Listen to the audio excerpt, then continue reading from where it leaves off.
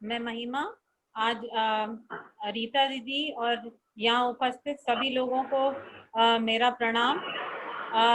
मैं आपके सामने आज के टॉपिक पर एक छोटी सी कहानी प्रस्तुत करूंगी। कहानी है मीरा की, एक लड़की। और ये 3 चरणों में है। एक, जब मीरा छोटी थी और वो अपने माता पिता के घर, उसके फिर उसकी शादी हुई वहां का, और उसके बाद फिर उसका आध्यात्मिक सफर और उसकी सफलता का राज जो है वो मैं आपके सामने आज शेयर करूंगी। और तो मीरा का जन्म एक बहुत ही जाने माने अच्छे परिवार में, संभ्रांत परिवार में हुआ। माता पिता की बहुत ही लाडली मीरा, बहुत ही प्यारी बेटी, भाई बहनों की बहुत ही प्यारी दीदी, यहाँ तक कि घर के जो अम, काम करने वाले नौकर चाकर थे, सभी के आंखों की तारा थी। स्कूल जब गई तो वो टीचर्स के भी का भी बहुत प्यार मिला उन्हें। मीरा बिल्कुल मगन थी, सबसे अच्छी जो थी, नैतिकता की प्रतिमूर्ति, झूठ नहीं बोलना, भगवान पर आस्था, डर, बड़ों का प्यार करना, इज्जत करना, अतिथि का सम्मान, मतलब सर्वगुण संपन्न थी। इसी काल में कहीं कुछ बड़े होते होते में कुछ इतनी सारी अच्छाइयों के बीच कुछ छोटी सी छुपी विकृतियों का भी उनमें बीजारोपण हो गया। और वो विकृतियां क्या थी? जजमेंट, क्योंकि वो सबसे अच्छी जो थी। डर, डर किस बात का? डर इस बात का कि वो कहीं कोई गलत काम न कर बैठे। दूसरा, वो सबसे अच्छी बेटी बनी, सबसे अच्छी बहन, सबसे अच्छी, सब कुछ में सबसे अच्छी, तो कहीं एक पीपल प्लीजर का एटीट्यूड उनमें आ गया। और सब चीज में खरी उतरती भी जा रही थी, क्यों ना हो भाई। और अब उनका ये सब जब हुआ, बहुत उन्नत उनने शिक्षा भी उनको प्राप्त हुई और इंग्लिश मीडियम स्कूल में पढ़ी, बड़ा अच्छा बड़े ऊंचे अच्छे अच्छे विश्वविद्यालय में गई, अच्छा पढ़ाई लिखाई सब कुछ हुआ। और अब उनके शादी का टाइम आया, तो जैसे वो दिखाते हैं ना, वो टाइम्स ऑफ इंडिया ये सब में निकालते हैं कि you know convent educated professional but homely, पूरा किरदार बिल्कुल में पूरा सर्वगुण संपन्न थी।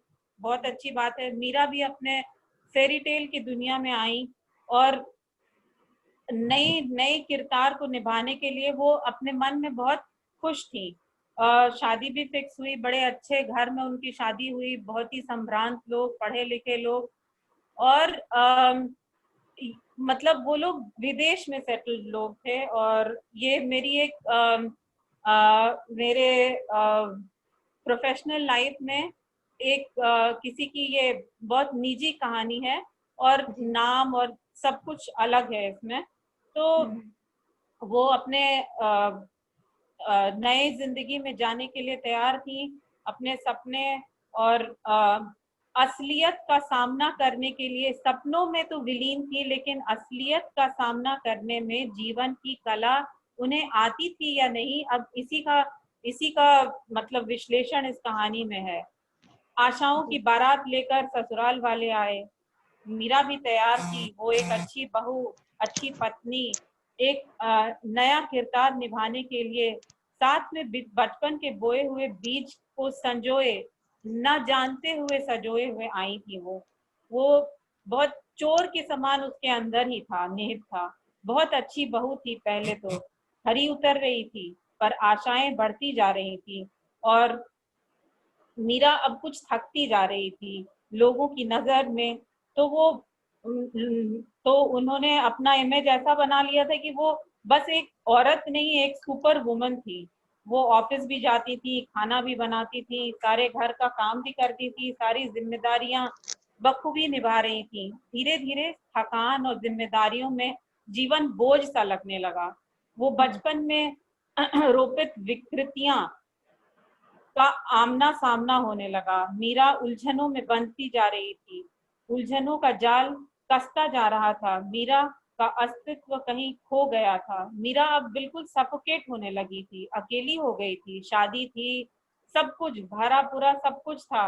अपने वो परफेक्शन के जुनून में वो ना रोज का प्रोग्रेस करना ही भूल गई थी। हर परिस्थिति में डरने लगी थी। गुस्सा चरम सीमा पे आ गया था। जजमेंट दूसरों के प्रति, हाय वो मेरे से बड़ा है, हाय वो मेरे से छोटा है। उनका सेल्फ एस्टीम कहीं कहीं इतना प्रोफेशनली क्वालिफाइड होके इतना सब कुछ रहते हुए भी सेल्फ एस्टीम कहीं बिखर गया था। वो खुश नहीं थी। वो बिल्कुल मतलब अपने ही मन के बुने जाल में बिल्कुल अ, एकदम सफोकेट होती जा रही थी। ज्ञान भी था, घर वालों का सपोर्ट भी था, लेकिन मीरा अकेली थी। वो बिल्कुल अकेली हो गई थी। उसे जीने की कला ही नहीं आई।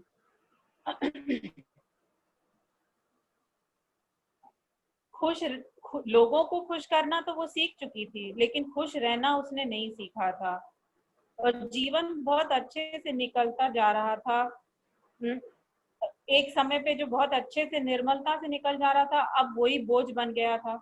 अब उसे लग रहा था, क्योंकि यहाँ पे बहुत पाश्चात्य संस्कृति बहुत ज्यादा थी यहाँ, तो कहीं ड्रिंक्स था, कहीं अ, बहुत बहुत रोज पार्टी वार्टी हुआ करता था। तो वहां वो अपने आप को बहुत फिट नहीं महसूस करती थी। वो बहुत झेप जाती थी। उसे लगता था कि यहाँ के लायक मैं हूं नहीं, तो वो अकेली होती जा रही थी। और एक गिल्ट में जीने लगी थी कि शायद मैं अब यहाँ खरी नहीं उतरी। और एक बहुत शर्म शर्म से हमेशा वो परेशान रहती थी कि मैं शायद यहाँ के लायक नहीं थी। और इस गिल्ट और शर्म से वो आइसोलेट होना शुरू हो गई।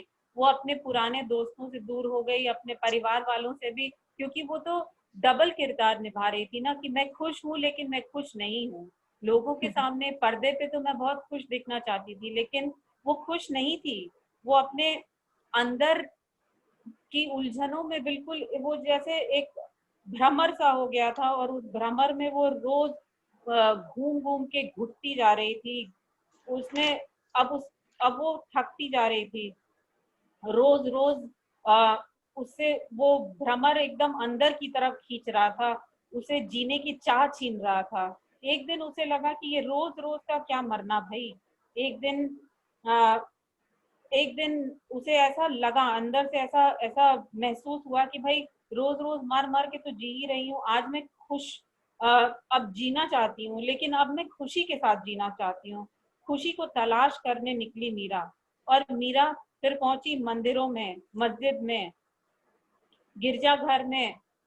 उसका कोई धर्म नहीं था। वो कहीं भी जाने के लिए तैयार थी, बस उसे खुशी चाहिए थी। बाजार में शांति। सामान बिल्कुल। सामान खरीदना चाहती थी, ये खरीद के हम्म। वो खरीद के, बस वो घर आती और फिर उस वो वही परिस्थिति में, वही परेशानी, वही वही अनिद्रा, वही हाँ। स्ट्रेस।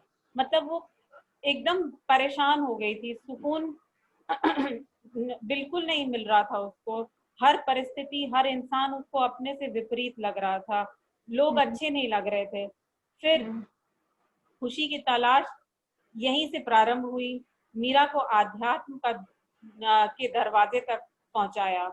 और यहाँ भी मीरा ने खुशी तलाशने में हार नहीं मानी। मतलब इस परिस्थिति में जहाँ मीरा है कि उनके पास सब कुछ है, खुशी नहीं है, पैसे जाके सामान खरीद रही हैं, जो भी कर रही हैं, मंदिर जा रही हैं, गिरजाघर जा रही हैं, दान दे रही हैं, लेकिन वो खुश नहीं है। तो भाई अब बाजार में भी खुशी नहीं मिल रही है, मंदिरों में भी खुशी नहीं मिल रही, तो खुशी है कहाँ? तब उस स्थिति में एक रास्ता उनके पास था कि वो शराब पीने लगे हैं, वो किसी उफ। कोई और चीज का सहारा ले लें, कुछ भी कर लें। सुइसाइडल एक बन गई थी, लेकिन उसने हार नहीं मानी। हम्म। उसने हिम्मत नहीं हारी। कहीं तो मजबूत थी वो। और आध्यात्म के दरवाजे तक पहुंची। और कहीं उसे, जब वो किन्हीं को सुन रही थी, उसको एक लगा कि अरे खुशी तो कहीं अंदर तो नहीं है। हर जगह तो मैं देख रही थी, मैं हर को खुशी, हर में खुशी, अपने पति में खुशी, अपने बच्चे में खुशी, अपने माँ बाप में खुशी, अपने भाई बहनों में खुशी, पर वो अंदर तो कभी झांकना ही नहीं देख सीखा उसने। और और ये रास्ता उसे मिला आध्यात्म से। और उसे अब पता चल गया कि खुशी उसके अंदर ही है, वो कहीं चकाचौंध के बाजार में नहीं दिखती। आध्यात्मिक सफर ने उसे एक दिशा दी और इसी रास्ते चलते चलते वो पहुंची न्यास योग के दरवाजे। और न्यास योग में उनका परिचय हुआ न्यास योग प्रणेता बीपी शाही जी से। और उसके बाद फिर बहुत दिनों के बाद मिली रीता दीदी से, और इससे जो सबल हुई, तो आज आपके सामने बड़े ऑनेस्टी से और करेज के साथ ये जो मीरा की कहानी लिखी उसको बोलने का साहस जुटा पाई। और मीरा अपने हालातों से अब सजग और सरलता की कला से जीना सीख रही थी और जीवन पुनः आनंदमय हो गया था। बहुत सुंदर। वाह, थैंक क्या यू। बात है, बहुत बढ़िया। समीर खुद जी को जानना बहुत जरूरी है। जी हम चाहे जो भी करें अपने जीवन में, लेकिन अगर हम अपने आप को नहीं जान पाए, खुद को समझ नहीं पाए, तो वो खुशी बाहर कहीं नहीं मिल सकती, है ना। बहुत सुंदर बताया आपने, बहुत बढ़िया। थैंक और यू। यह जो महिमा जी की यह जो कहानी है, यही कीनोट है कि वैल्यू क्या है। हमारा जो आज विषय है कि नैतिकता क्या है, हम किस नैतिकता को और कहाँ ढूंढ रहे हैं और किसे मान रहे हैं। तो इसी कहानी से, इसी से हमें जड़ से निकालना है। बिल्कुल और इसी पर आज हमारा विमर्श भी है जी। कि नैतिकता वास्तविकता में है क्या और इसे कहाँ पर ले जाकर रुकना है। जी, सही, बहुत बहुत सही है।